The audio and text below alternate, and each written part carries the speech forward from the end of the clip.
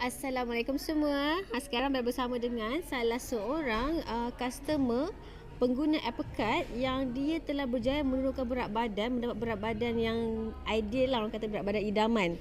Banyak dia turun berat badan. Jom kita tanya dia. Bersama dengan Kak Shiba. Okey. Kak Shiba. Kak Shiba, cuba Kak Shiba cerita macam mana Kak Shiba turun berat badan tu. Okey. Bermula kenal Apricot pada 2020. So jadi masa tu tengah cari-cari produk apa yang nak guna. So, jadi tiba-tiba ternampak pula iklan Apricot. So nak cubalah kan. So bila cuba macam cepatnya turun. Sebab tak sangka, sebab selalunya dah cuba macam-macam, tak jadi, tak dapat kesan macam tu kan. Yang paling Kak Syah perasan, kita dapat kawal selera makan kita. Rasa kurang selera.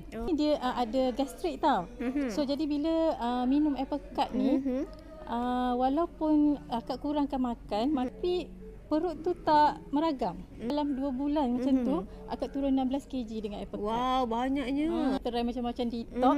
Akhirnya bila jumpa Apricot macam ngam pula, serasi. Serasi. Alhamdulillah, kadang-kadang kan kita nak dapat produk yang sesuai dengan kita ni bukan senang, kena cuba macam-macam. Tapi alhamdulillah Kak Shiba dah berjumpa produk yang sesuai dengan dia dan dapat turun berat badan yang banyak, iaitu 16 kg. Jadi terima kasih Kak Shiba kerana